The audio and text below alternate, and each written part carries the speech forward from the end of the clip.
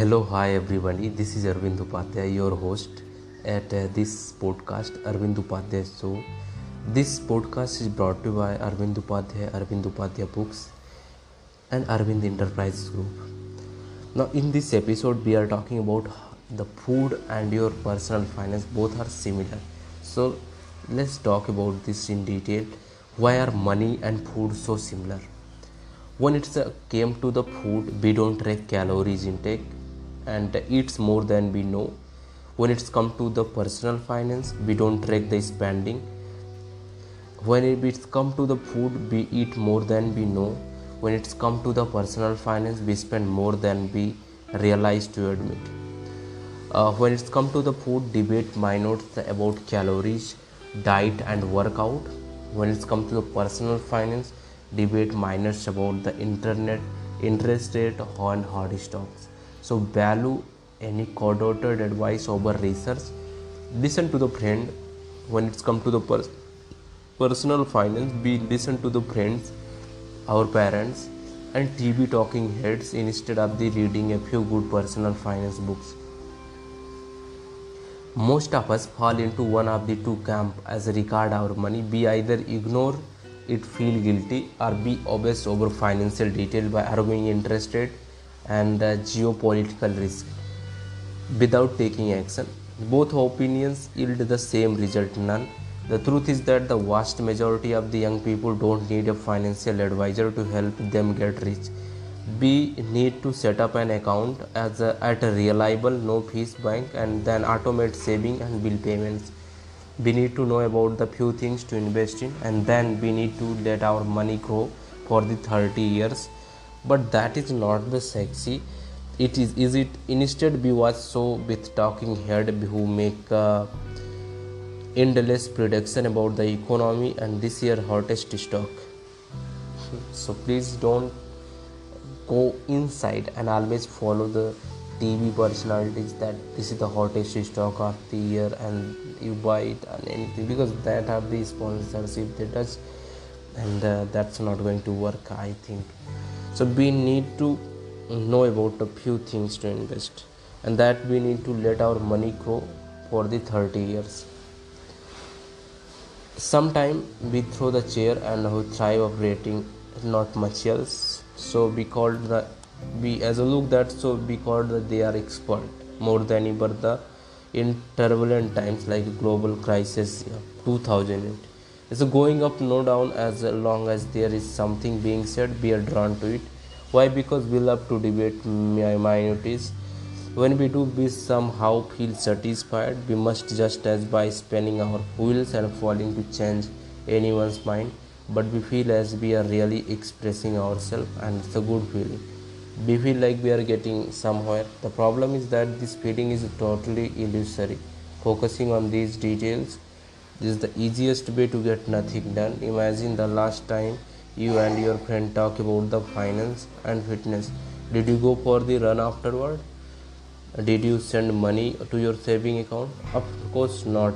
People love to argue a minor point partially because they feel it absolves them from actually having to do nothing. You know what? Let the fool debate the detail. I decide to learn about money by taking a small step to manage my own spending. Thus, you don't have to be certified nutritionist to lose weight, or don't need to be an automotive engineer to drive a car. You don't have to know everything about the personal finance to be rich. I am repeating myself that you don't have to be expert to get rich. You do have to know how to cut through all the information and get started, which incidentally also help reduce the guilt.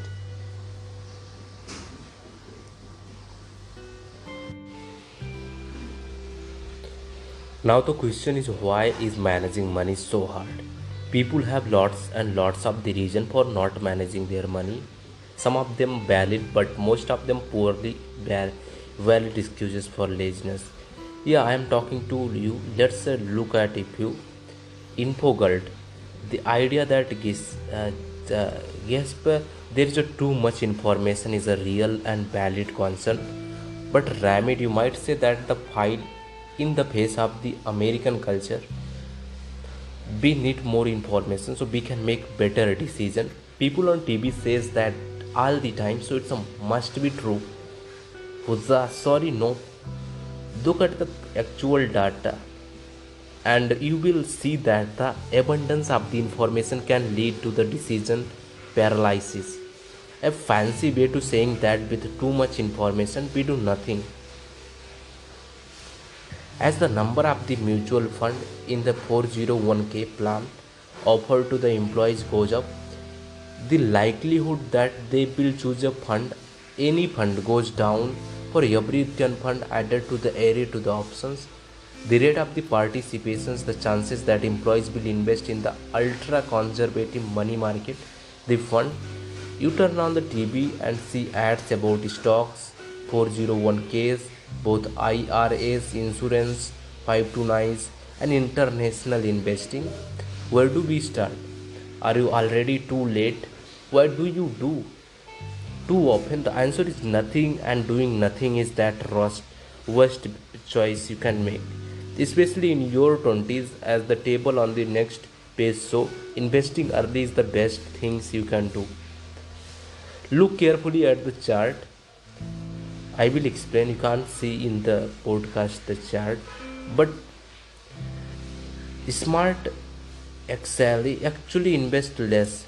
So if you are smart, you actually invest less and diversify your portfolio.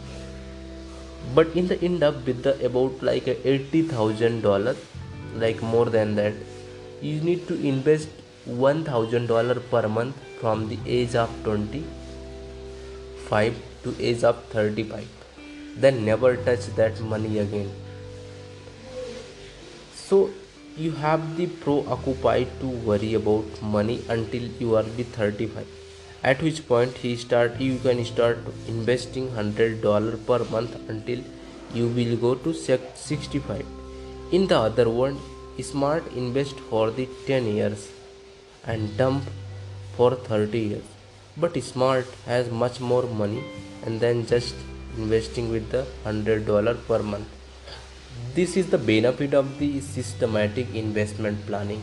If you are investing your little money, I just want to say that if you are investing a few money but you are investing continue per month, then that is going to be a big number, and you can do it by getting the rich it so starting early.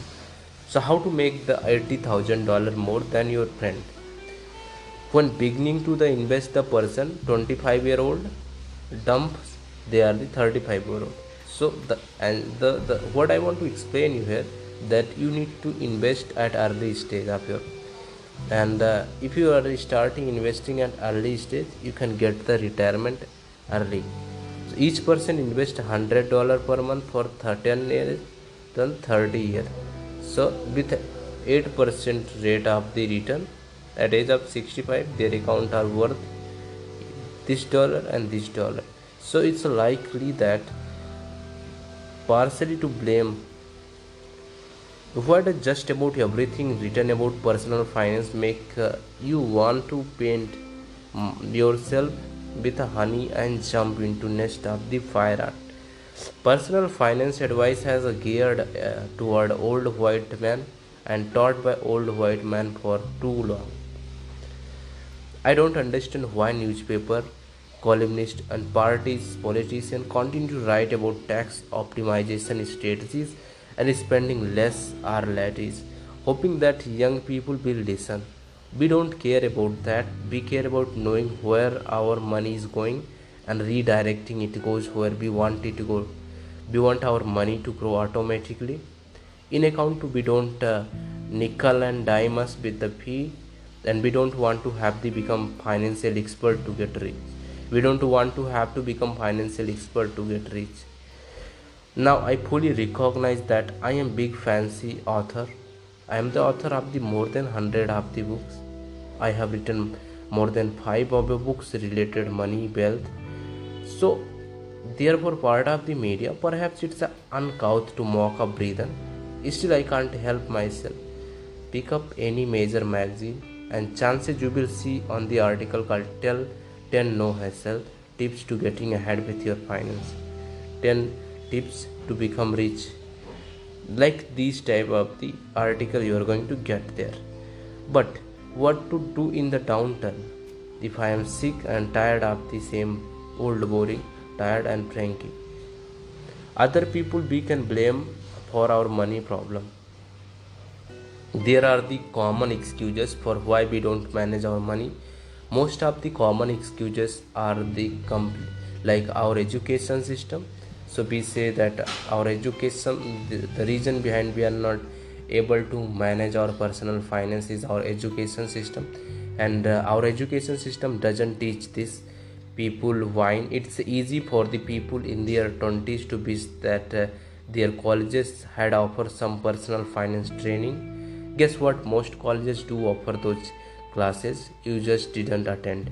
So actually I also often hear the cry, the credit card companies and banks are out for the profit of us. Yes, they are.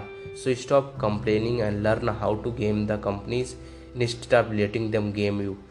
So I am afraid of the losing money. Some of my friends say that's a fair, especially after market losses during the global financial crisis. But you need to take a long-term view. Also, you can choose among many different investment options. Some aggressive, some conservative. It's depend on the how much risk you are willing to take. Fear is no excuse to do nothing with your money. When others are scared, there are the bargains to be found. What's I don't know where to get the extra $1,100 per month. It doesn't have to be $100, and you don't need to earn another penny. I will show you how to streamline your existing spending to generate that money to invest. Remember, $1 saved per day is $30 saved per month. Too many of us paralyzed by the thought that we have to get every single part of our personal finance in order to before we getting started to managing our money. Should I use my 401k from work on a open and IRA? Should I go for the mutual fund or individual stocks? Do I need a variable annuity? Here is my answer. Do you need to be the iron chef to cook a grilled cheek sandwich? No. And once you make your first meal, it will be easier to cook the next most complicated thing. The single most important factor to getting rich is getting started, not being the smartest person in the room.